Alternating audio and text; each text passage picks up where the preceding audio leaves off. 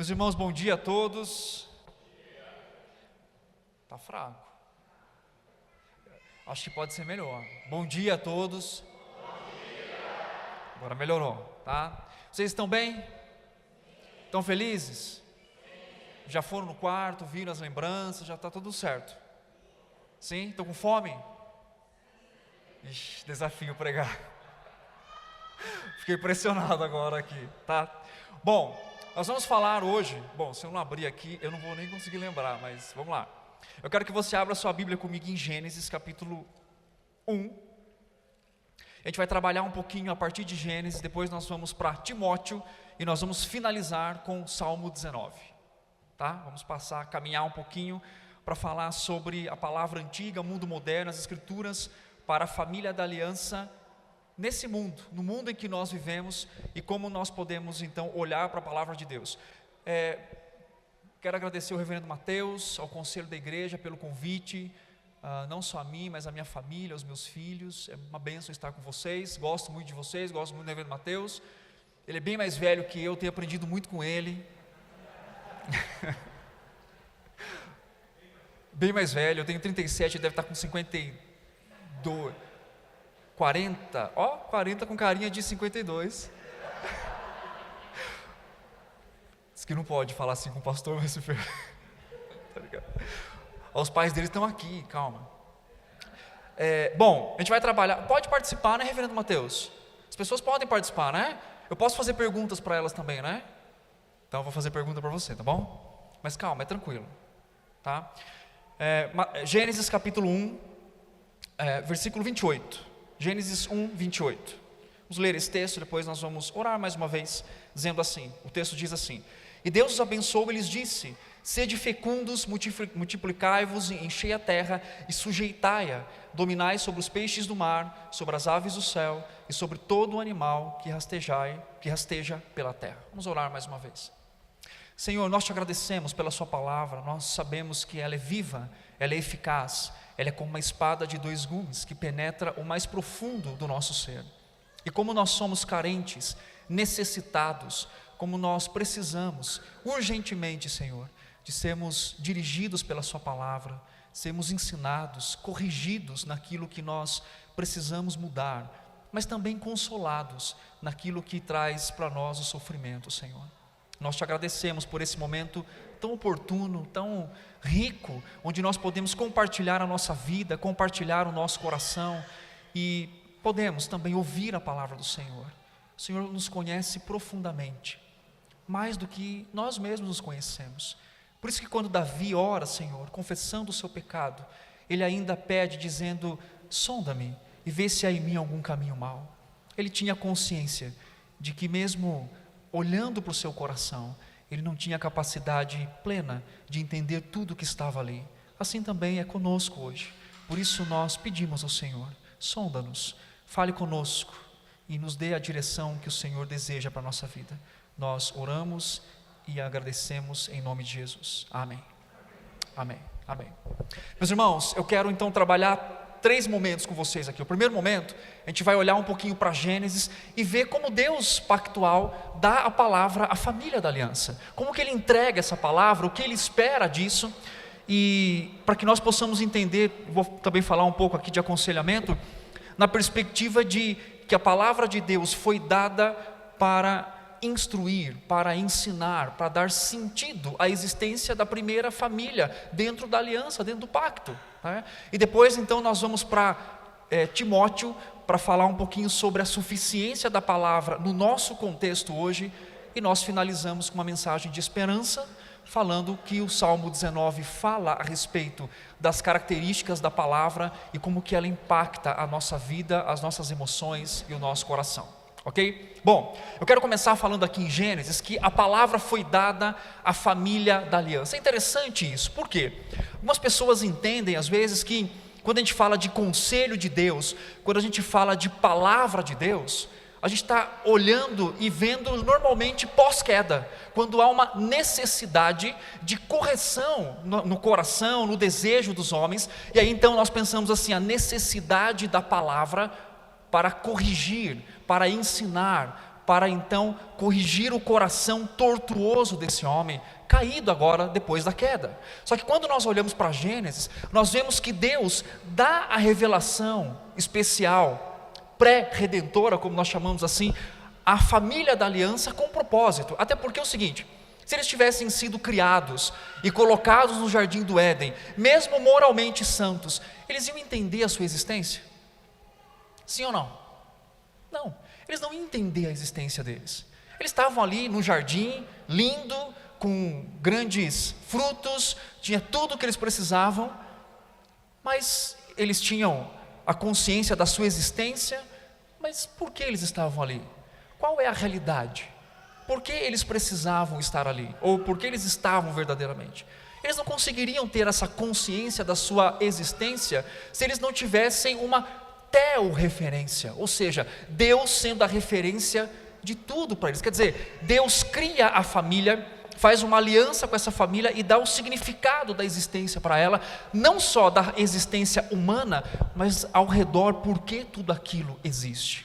E como que nós entendemos isso? O texto que nós lemos, por exemplo, de Gênesis 1:28, mostra a revelação pré-redentora de Deus, sendo clara, dizendo para o homem a bênção que o Senhor estava dando após a sua criação. O Senhor fala: criou, pois, o homem à sua imagem, a imagem de Deus o criou, versículo 27, e versículo 28 diz: e Deus os abençoou. Deus foi claro, Deus foi específico, Deus disse algo com relação à existência desse homem e dessa mulher. E depois nós temos também um outro momento que Deus dá a sua palavra ao homem, em Gênesis 2:16 e 17, e diz assim: e o Senhor Deus lhe deu esta ordem: de toda a árvore do jardim comerás livremente, mas da árvore do conhecimento do quê? Do bem e do mal não comerás, porque no dia em que dela comeres, certamente vai acontecer o quê? Vou morrer.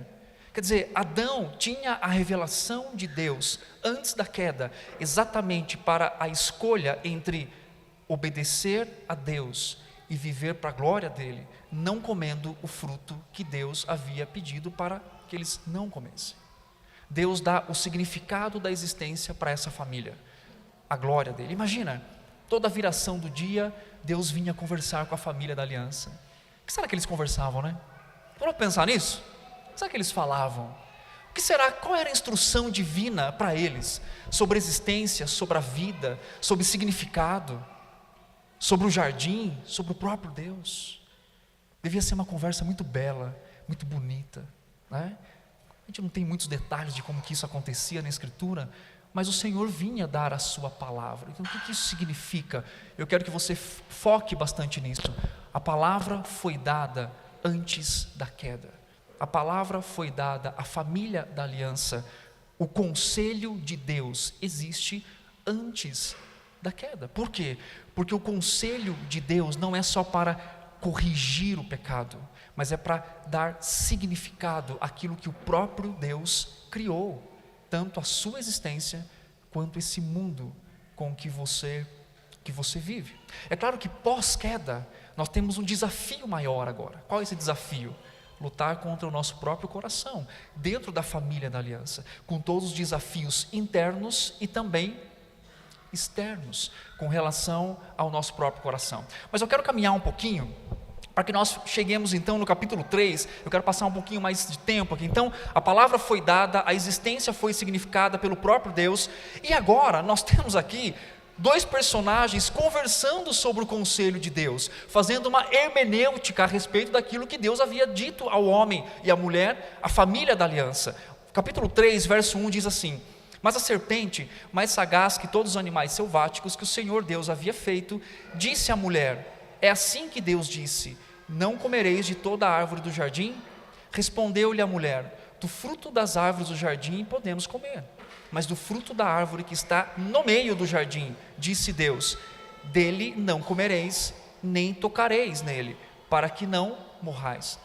Verso 4, então a serpente disse à mulher: é certo que não morrereis. Versículo 5, porque Deus sabe que no dia em que dele comerdes, se vos abrirão os olhos, e como Deus sereis conhecedores do bem e do mal. Vendo a mulher que a árvore era boa para se comer, agradável aos olhos e árvore desejável para dar entendimento, tomou-lhe do fruto e comeu, e deu também ao seu marido, e ele comeu. Abriram-se então os olhos de ambos, e percebendo que estavam nus, coseram folhas de figueira e fizeram cintas para si. Quando ouviram a voz do Senhor Deus, que andava no jardim pela viração do dia, esconderam-se da presença do Senhor Deus, o homem e a sua mulher, por entre as árvores do jardim. Ou seja, nós temos agora aqui um outro cenário.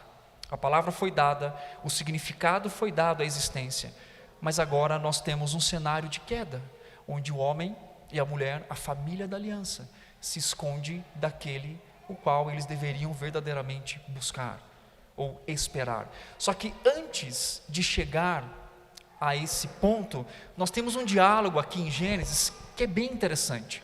Nós temos a serpente fazendo uma interpretação do que Deus está dizendo a respeito do jardim, do que é bom, do que é mal, e a mulher também. Então olha só que interessante, volta para o capítulo 3, e o verso diz assim: mas a serpente, mais sagaz que todos os animais selváticos, que o Senhor Deus havia feito, ou tinha feito, disse à mulher: é assim que Deus disse?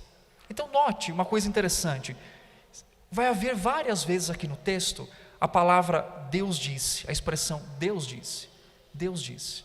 Ou seja, o que Deus deu anteriormente, agora está num contexto de interpretação, pela serpente e pela mulher. Eles estão agora conversando sobre o que Deus está dizendo, sobre o que o Senhor está falando. E é interessante que a serpente faz questão de dizer, e Deus disse. Agora ela disse, obviamente, uma coisa errada. Não comereis de toda a árvore do jardim. Foi isso que Deus disse? Obviamente que não. Deus disse que eles não poderiam comer de algo específico. Mas note o tom da Eva ao responder. Respondeu-lhe a mulher: do fruto das árvores do jardim podemos comer, mas do fruto da árvore que está no meio do jardim, disse Deus: dele não comereis, nem tocareis nele, para que não morrais. Tem um erro nesse texto, ou nessa fala de Eva? Podem participar agora. Tem um acréscimo aí, né? É como se Eva estivesse dizendo assim agora: esse Deus é tão zeloso que se tocar já é um problema. Deus não disse isso. Inclusive, o texto de Gênesis 2, 9, diz que todas as árvores eram boas para se comer, menos a do conhecimento do bem e do mal. Agora, note que esse diálogo que Eva está dizendo aqui, ela não está mais submissa à palavra revelada. Ela está o quê? Julgando a palavra revelada. A pergunta que Eva faz, que a serpente faz, para provocar Eva, é exatamente para conseguir dela aquilo que Deus disse para o próprio Adão: não coma. Mas também a serpente quer obediência, quer fazer um pacto com Eva, com relação à realidade da existência e tentando significar a existência deles, quebrando tudo aquilo que Deus havia dado e feito. É uma questão também pactual aqui, uma questão pactual. Deus fez um pacto com você, a serpente também queria fazer um pacto de obediência com Eva, distorcendo o que o Senhor havia dito, para dizer para ela: não é bem assim. E Eva, com a consciência aqui, então, ela se coloca como julgadora da palavra de Deus. Então, quando ela olha para o próprio caráter de Deus e diz assim: olha, ele não quer nem que toque, nem que coloque a mão, ela então dá uma interpretação errada aquilo que Deus estava falando. O verso 2, 9, diz assim, capítulo 2, versículo 9: do solo fez o Senhor Deus brotar toda a árvore, de árvores agradáveis à vista e boas para alimento, e também a árvore da vida no meio do jardim, e a árvore do conhecimento do bem e do mal. E aí o texto fala que saía dela o jardim do Éden e tudo mais. Então, o que Eva diz aqui é: Deus não quer que a gente nem toque. Talvez não seja tão bom assim aquilo que Deus estava dizendo e ensinando para nós. Então a tonalidade do texto, e como nós lemos isso, ela exagera na sua descrição, e ao exagerar na sua descrição, ela está exatamente falando sobre o caráter do próprio Deus. Ele não quer nem que toque, é um zelo demais, é muita coisa.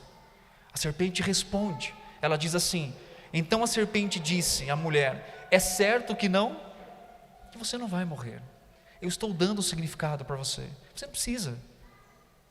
E aí então, versículo 5: porque Deus sabe que no dia em que dele comerdes, se vos abrirão os olhos, e como Deus sereis conhecedores do bem e do mal. Olha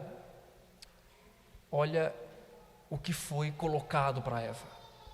Você não precisa depender de Deus, você pode ser a causa, o significado da sua própria existência. Se você comer, você vai ser como Deus, você vai conhecer tanto o bem quanto o mal. Mais uma vez atacando o caráter bondoso de um Deus zeloso e cuidadoso pela família da aliança, olhando nesse aspecto e dizendo o seguinte: olha, Deus tem muito conhecimento, muito, mas você pode ter também, você pode abandonar e assumir aquilo, a própria criação, que é a primeira decisão. Eu abandono a fonte do conhecimento para abraçar a criação. Secundariamente eu quero esse conhecimento, e o texto fala que ela observa e ela vê que é bom para comer, agradável aos olhos e desejável para ter sabedoria. Deus diz lá no capítulo 2, versículo 9, que não era assim, que a árvore do conhecimento do bem e do mal não era boa para comer, não era desejável, não era para ser comida, obviamente. Mas o olhar de Eva é: eu quero isso, eu desejo isso, eu quero abandonar o conselho de Deus para a família, para o pacto, e fazer um pacto então com Satanás, por causa do meu próprio conhecimento. Versículo 6 diz assim: vendo a mulher que a árvore era boa para se comer, desejável aos olhos, e árvore agradável aos olhos, e árvore desejável para dar entendimento, ela come e dá ao seu marido. E o resultado a primeira coisa que eles fazem é abrir os olhos e viram que estavam o quê? Viram que estavam nus, né?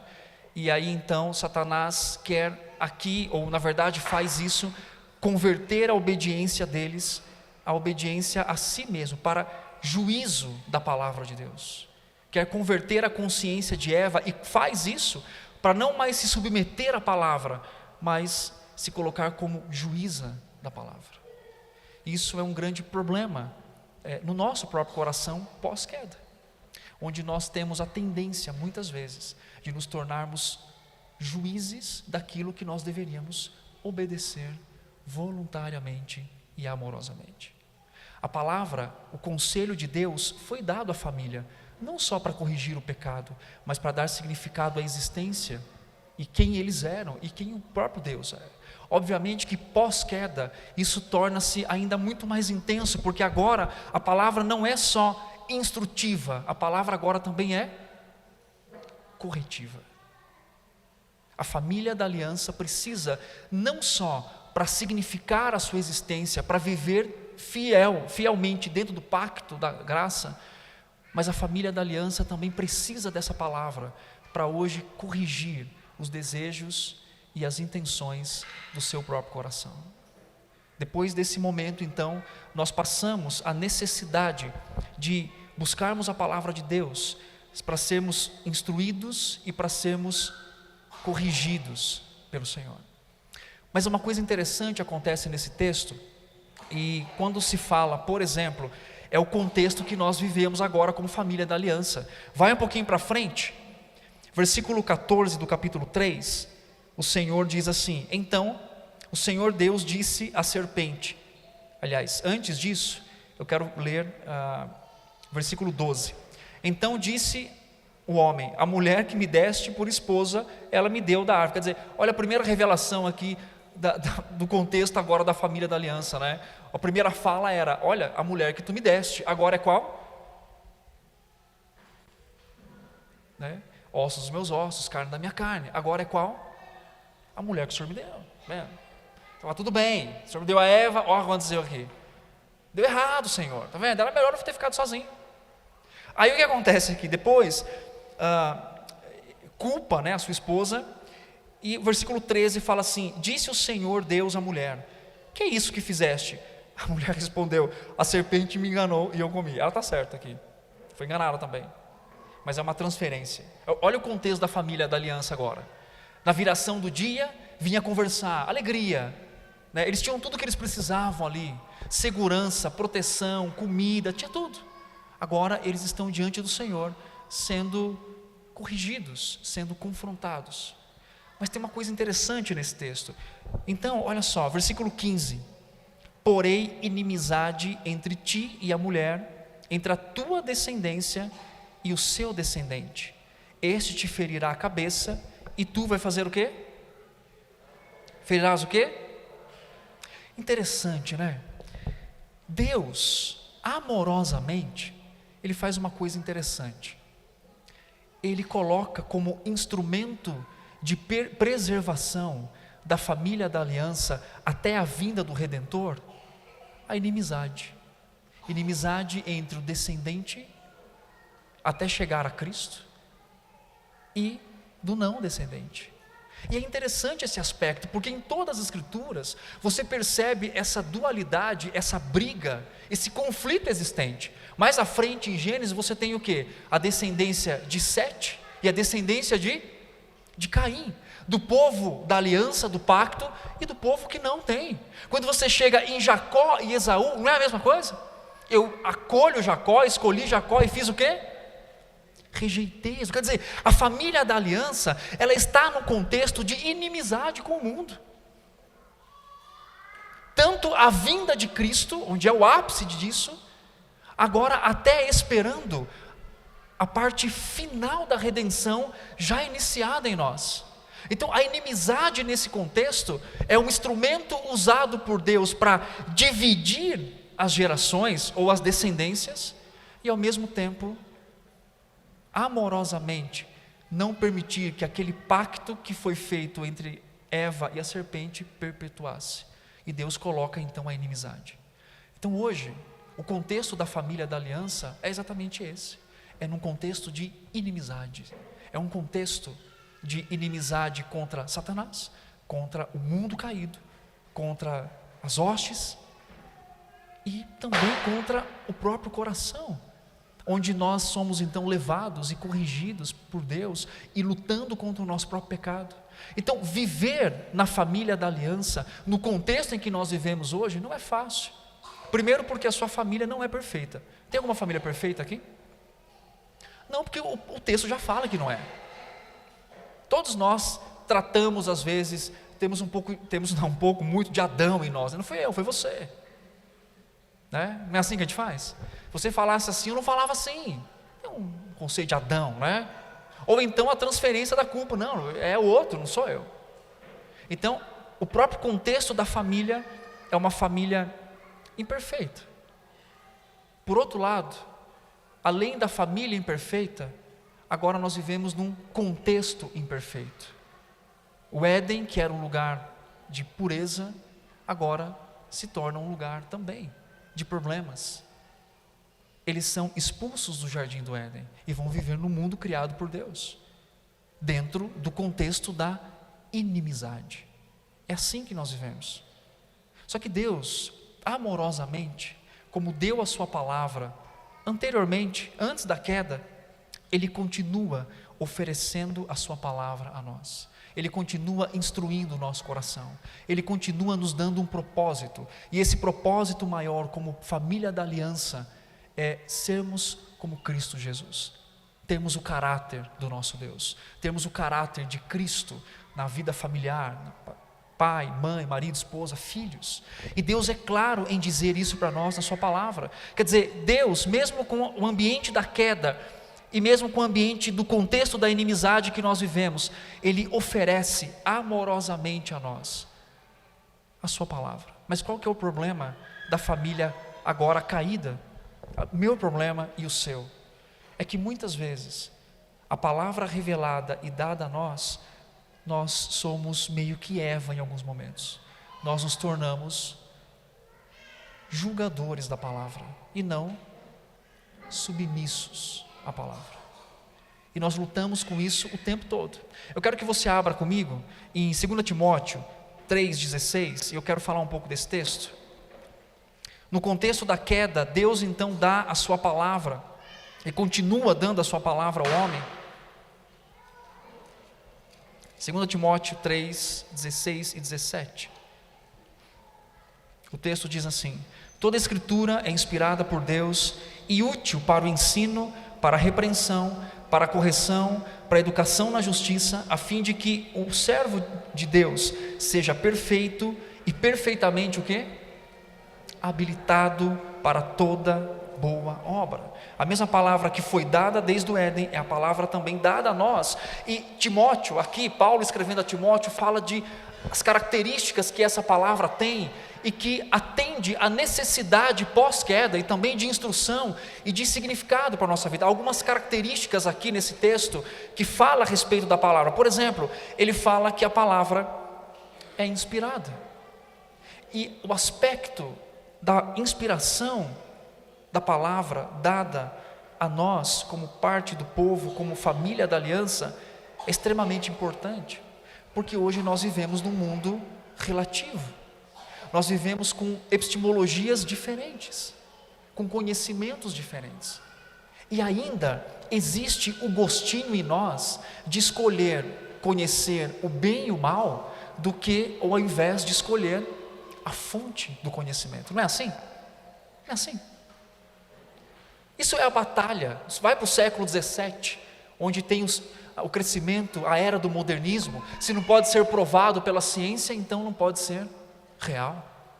É o gosto pelo conhecimento, simplesmente pelo conhecimento, ou o gosto de dominar as coisas por meio do conhecimento. Então, quando nós falamos que a palavra é inspirada, nós estamos dizendo que a fonte, a informação que nós temos, não é observação puramente humana, mas é a observação, ou na verdade a revelação do próprio Deus sobre quem nós somos, sobre qual é o resultado, né, da nossa vida aqui e por que nós existimos. Então, a família da aliança, ela está envolta obviamente no mundo caído, onde compartilha do conhecimento. A nossa perspectiva não é nuda escritura, é só a escritura. Nós conversamos com a cultura, é mandato bíblico. Nós ouvimos o que a cultura tem para dizer. Mas às vezes, nós esquecemos de que a autoridade final daquilo que nós vivemos e fazemos, não é o conhecimento provado científico, mas é a palavra de Deus. E a palavra de Deus é o que deve instruir a família da aliança no mundo caído e no mundo relativista. Quer um exemplo? Nós temos aí 1 milhão de coisas que falam sobre quem é o homem, por exemplo. Vamos pegar aqui uma coisa do contexto: educação de filhos, né? Você tem várias, vamos pensar uma aqui: educação positivista ou positiva. Não fale não para o seu filho, só troque ele de comportamento. Parece bonito, não parece? Parece legal, mas vai contra as escrituras, porque não ataca, ou na verdade não fala ao coração. Nós temos significado para o marido, para a esposa, para a família em si, para a sociedade. São teorias tão lindas às vezes, poéticas, mas que estão contra aquilo que a escritura está dizendo. O que Eva não faz ali é ter o senso crítico de avaliar aquilo que ela estava ouvindo por meio daquilo que ela já tinha ouvido a respeito de Deus. E esse é o grande desafio da família da aliança num mundo caído, de inimizade com o coração caído. É avaliar de modo familiar o que nós ouvimos, o que nós consumimos, aquilo que nós colocamos no nosso coração, porque nada é neutro. O homem é um ser religioso em todos os aspectos. E quando nós nos comunicamos com a sociedade, com a cultura e criamos tudo isso, no sentido de fazer, de produzir, há religião ali, e sempre vai haver. Por isso a palavra, ela tem que ser o centro na família da aliança, como autoridade final, no modo em que se avalia a vida, o comportamento, a cultura, a educação dos nossos filhos. o modo em que nós vivemos de forma familiar, a palavra é o centro de todas as coisas. E não só isso, mas a autoridade final. Quando nós nos colocamos como críticos ou como julgadores da palavra, então a nossa obediência não está completamente submissa a Deus, como Eva mostra. O outro aspecto da palavra é que ela é útil para repreender, ela é suficiente para mudar e para nos fazer crescer do erro. Interessante isso, né? Quantos de nós, como família, como individualmente, temos a cultura e o hábito de avaliar o nosso coração constantemente? Uma prática que nós perdemos, não é verdade? Em algum aspecto. Vou dar um exemplo prático. Quando você vai para o culto de domingo, e quando você acaba o culto no dia do Senhor, com quais resoluções você sai daquele momento, para que você então possa ser sondado pelo Senhor, transformado pelo Senhor, e com uma resolução de mudança a partir da palavra de Deus? Nós vivemos tão rápido na vida, que perdemos às vezes a ideia de avaliar o nosso coração. E a palavra de Deus, ela nos repreende, ela mostra, ela é um instrumento usado pelo Espírito Santo para convencer-nos do pecado, daquilo que há de falha em nós, e mostrar aquilo que precisamos de transformação.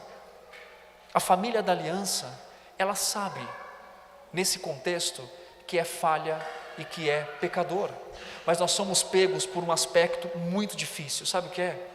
Auto-engano. Lembra de Tiago, do homem descrito em Tiago, que ele ouve a palavra, que ele olha no espelho, que ele identifica algumas coisas, mas o que ele faz depois? Ele esquece.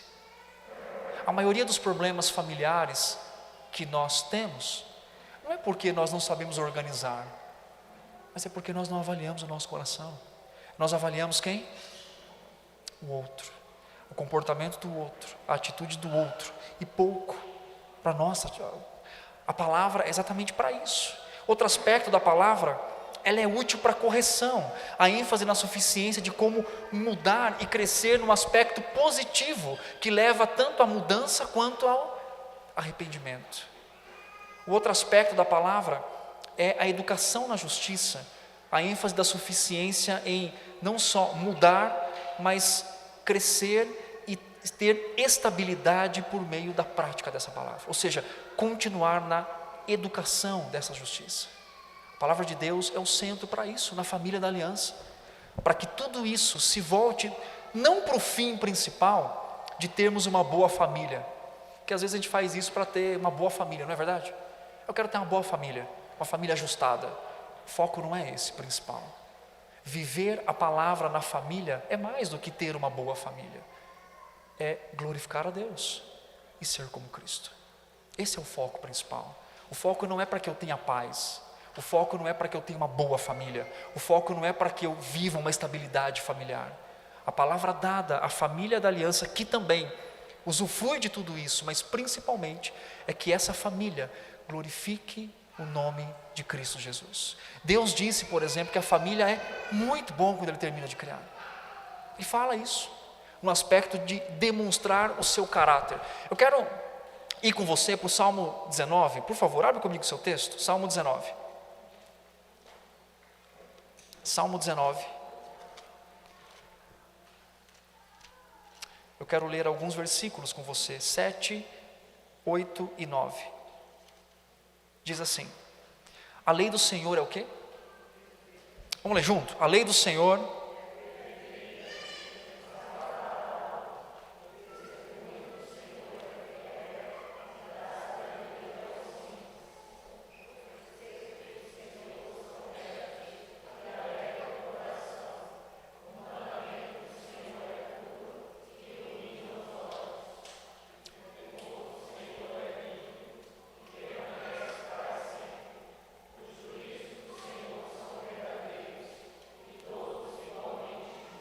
até aí. Eu quero fazer um exercício com você rapidinho, tá? Eu quero que você encontre no seu texto algo que, uma afirmativa da palavra, uma característica e um efeito da palavra. Então olha aí no seu texto, versículos 7, 8 e 9. Então, o que se afirma da palavra de Deus no versículo 7? A palavra do Senhor é o quê? Ok, ela é perfeita. E qual que é então a característica dela? Aliás, a lei do Senhor, a característica é perfeita. Qual que é o resultado? Qual que é o efeito disso? Restaura a alma. Olha que lindo isso. A palavra restaurar aqui, ela significa curar profundamente. A palavra dada à família da aliança hoje ela é perfeita. E por ela ser perfeita, ela sara, ela trata os membros e a família da aliança de modo perfeito, porque ela é perfeita. Isso é bom, não é? Saber que nos nossos temores e nos nossos medos e nos desafios que nós lidamos como família da aliança, com problemas até do nosso coração, a lei do Senhor perfeita, ela restaura a gente. Ou seja, não há nenhuma família da aliança o qual esteja passando por algum problema que não possa ser restaurado pela palavra de Deus, porque ela é perfeita. O outro elemento, qual outro afirmativo da lei do Senhor? Testemunho e qual que é o resultado disso? Ao simples, né? A palavra simples não é aquela pessoa simplesmente que não tem conhecimento, mas em Provérbios principalmente, aqui também, quem é o simples? Sabe imagine um quarto que tem uma porta entreaberta, que alguém pode entrar e sair e não tem um controle. A perspectiva da mente é exatamente essa daqui no simples. Alguém que deixa entrar e sair coisas da sua cabeça, e não tem conhecimento, não tem crivo, não tem como avaliar isso. O texto está dizendo que a lei do Senhor, ou o testemunho do Senhor, ele é fiel, ele é digno de confiança, e ele faz o quê? Da sabedoria. Interessante, né? A família da aliança, ela tem recurso suficiente na palavra para viver a vida familiar com sabedoria. O papel do marido, o papel da esposa, o papel dos filhos, como viver amorosamente diante daquilo que o Senhor tem nos dado como família da aliança. A palavra é suficiente para isso. Eu tenho tudo o que eu preciso. O outro aspecto afirmativo da palavra, os preceitos, eles fazem o quê? Ao resultado, eles trazem alegria para o coração, porque eles são retos. A ideia de reto aqui é a ideia de ser justo, de ter justiça. Ou seja, a família da aliança, que vive num contexto de inimizade, tem a confiança na palavra, uma palavra reta. Ela sabe que a verdade do Senhor está revelada a ela, e isso traz o quê? Alegria ao coração, pelas promessas, pela esperança que é dada à família da aliança no mundo caído. Depois nós temos também no verso 8, o mandamento do Senhor é o quê? E ele faz o quê? Ele ilumina os olhos da família da aliança. Depois o versículo 9 fala que o temor é o quê? E ele permanece para sempre. E os juízos ou as ordenanças do Senhor são verdadeiros. E são então igualmente todas elas. A família da aliança tem todos os recursos que precisa para viver no mundo caído, no mundo de inimizade, tratando o seu coração por meio da palavra de Deus.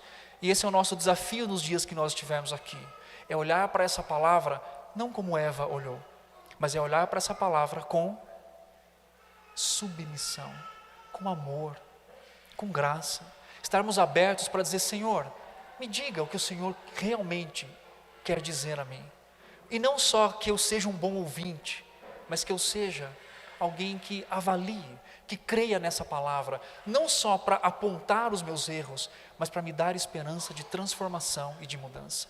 Nós vamos ver aqui, por exemplo, como lidar com questões de conflito e tudo mais, por meio da palavra. E esse é o nosso objetivo, e Deus nos deu tudo o que nós precisamos na sua palavra, desde o início, para que nós vivamos no pacto, para honrar e para glorificar o nome dEle. E isso é um grande desafio para nós, para mim e para você, mas nós não estamos sozinhos, o Senhor está conosco, Ele converte o nosso coração, Ele traz arrependimento ao nosso coração, Ele nos faz enxergar aquilo que são pontos cegos da nossa vida. E eu vou te dizer uma coisa muito importante, Todos nós temos pontos cegos. Já estava dirigindo, hoje o carro tem muita tecnologia, né? Aparece uma luzinha ali, mas já foi trocar de faixa e vem uma moto, não vi. Todos nós temos pontos cegos. E momentos como esses de acampamento, de meditação na palavra, são muito bons, para que nós enxerguemos e permitamos que o Senhor nos mostre, por meio de relacionamentos, por meio de um café que nós tomamos, do momento que nós fomos almoçar, da palavra exposta, das brincadeiras. Talvez eu fiquei um pouco mais afoito ali, porque alguém ganhou na frente. O que isso revela sobre o meu coração também? O Senhor é bondoso conosco. O Senhor é bondoso com a família da aliança. Desde o início, Ele deu a sua palavra para o mundo antigo, palavra antiga, mas palavra nova, no sentido de não de renovação, mas de aplicação e de demonstração, tanto de quem nós somos, o quanto esse mundo é, diante de Deus e diante uns dos outros. Que Deus fale conosco, continue falando conosco por meio da sua palavra, e que Ele possa continuar consolando os nossos corações. Vamos orar? Senhor, nós te agradecemos, porque o Senhor, desde o início, quis se revelar a nós, quis se revelar à primeira família que o Senhor fez aliança, e assim, com toda a história bíblica também se revelando a Abraão e a tantos outros, e até a nós, por meio de Cristo Jesus. Nós te agradecemos por isso, porque o Senhor não nos deixa à mercê nesse mundo caído, mas ainda com a nossa rebeldia e infidelidade desde o início, o Senhor continua sendo bondoso, oferecendo a sua graça, o seu perdão e a sua orientação, Senhor. Nós oramos nesta manhã, pedindo humildemente que o Senhor nos dê um coração, não um coração que julgue a palavra, mas um coração que se submeta à palavra, Senhor. Um coração que esteja apto, aberto, disponível para ouvir aquilo que o Senhor tem a dizer, e não simplesmente avaliar intelectualmente somente, mas para submeter a nossa vida, porque o maior propósito que o Senhor tem para a família da aliança é que eles reflitam o caráter de Cristo, e nós queremos fazer isso para a honra e glória do nome do Senhor, confiados na sua graça e na ação do Senhor na nossa vida. Oramos em nome de Jesus, amém.